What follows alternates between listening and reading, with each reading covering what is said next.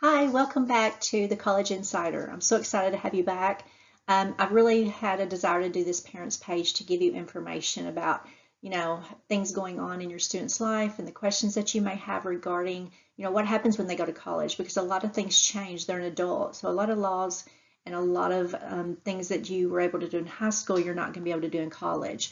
And so I really am excited about bringing you parent information. I have two children that graduated from college, and I'm a university professor. So I've kind of been through a lot of this stuff, and I just want to share it with you. So please subscribe to the channel and like the videos if you haven't already. That's the only way I know if people are watching the videos and enjoying it, because it's just something I'm passionate about and I'm doing. It's free. And so if there's not an interest, I'm not going to spend the time doing it. So let me know if you're enjoying them.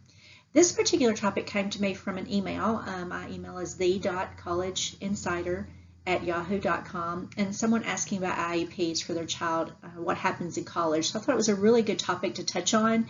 And I'm going to throw FERPA in there just because it's a topic we need to talk about. It's a law as well, but it doesn't need its own lecture. There's not a lot to say about it.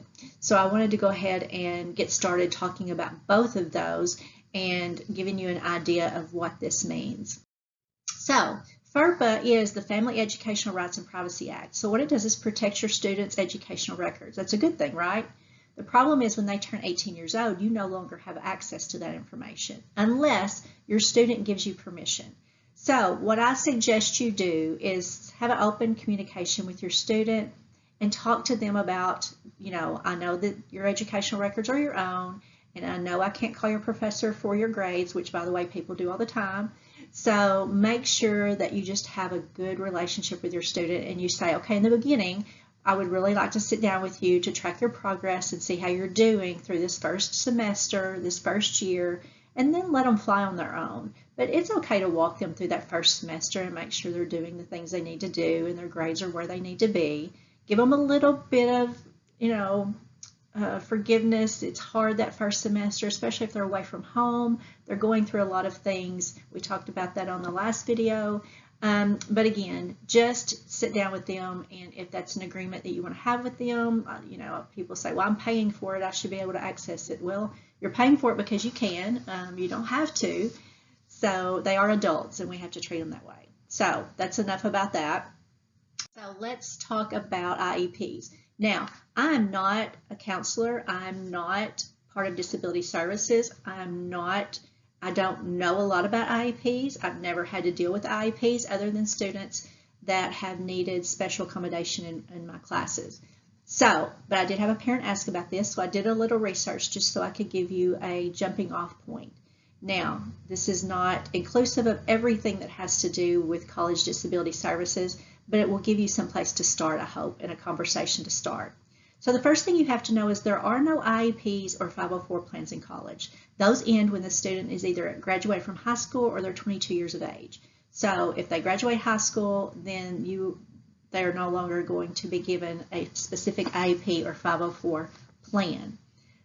Now, the good news is we do have the Americans with Disability Act, which applies to everyone. So that does mean that your students will be offered some sort of disability services in college. So what if they had an IEP in high school and they need something similar in college? What am I supposed to do? Well, all colleges and universities offer some sort of disability services, although it may be called something different. So what you need to do is once your student has decided where they're going to go to college and has been accepted, you need to start helping your student find that area or what that's called, or those services that are provided by that university or college. Your student will have to register, and again, this is going to be where they have to start doing some things on their own. Obviously, you can help them with that, but you need to let them drive the bus and do that, and so that then when something happens through the semester and you're not there, they will know where to go and they will know what to do. So they need to register with that disability services, and they'll have to provide documentation of their disabilities and then what specific accommodations they are requesting.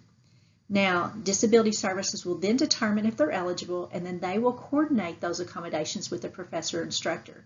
So what we do as professors or instructors is we will get then an email from disability services telling us the accommodations that have been approved for that student. It's then the professor or instructor's responsibility to implement those accommodations.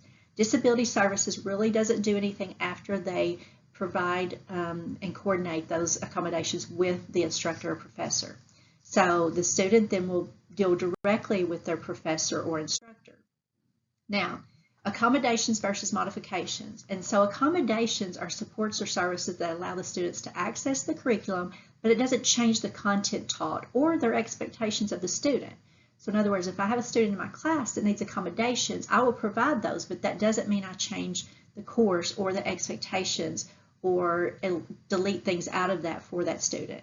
That would be modifications. Modifications change the curriculum or make exceptions to the curriculum or the degree plan. Most colleges do not allow modifications. They are not required to provide modifications. They are required to provide accommodations.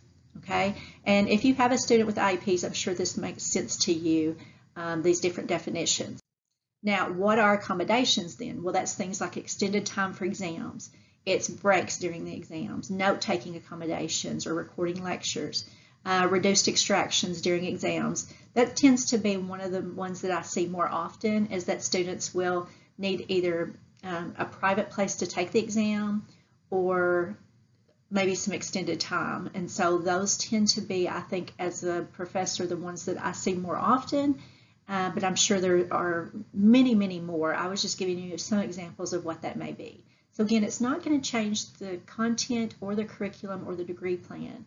They're still going to have to meet those requirements, but it will give them some added accommodations for those courses, if that makes sense.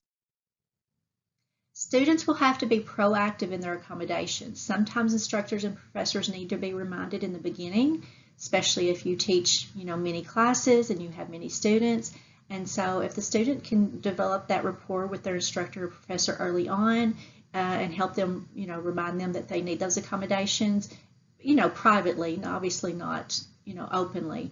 But there's so many students on campus that do require those accommodations, it's not a big deal. So students shouldn't feel ashamed or embarrassed by that. But if, a professor or instructor is not providing that accommodation the first day, student needs to, learn to speak up and say, hey, send them an email or pull them aside, because I promise you it's just that there's so much going on. The professor may have forgotten that. They also need to start planning with disability services prior to beginning classes. So if they've been accepted and they're starting in the fall, this is something you might want to help them do during the summer, is visit disability services, talk with them, get online, talk with someone, and get this started, because they want to have that in place when classes begin. You don't want it to take half the semester to get these accommodations implemented, and then they're behind. So again, being proactive, starting early. Now, that's not everything you need to know about IEPs, but it gives you, I hope, some clarity that they will have some sort of accommodations at college, and those will vary. But registering with your disability services is the most important thing I can tell you to do, and do that early on. Okay, guys, I'm trying to keep these short. Again, email me with any subjects that you would like to hear about, and I'll be glad to do something specific, the.collegeinsider@yahoo.com. And again, please subscribe and like and keep these videos going. I'm having so much fun doing them. I hope they're helpful. And again, thanks for joining me as the College Insider. Bye.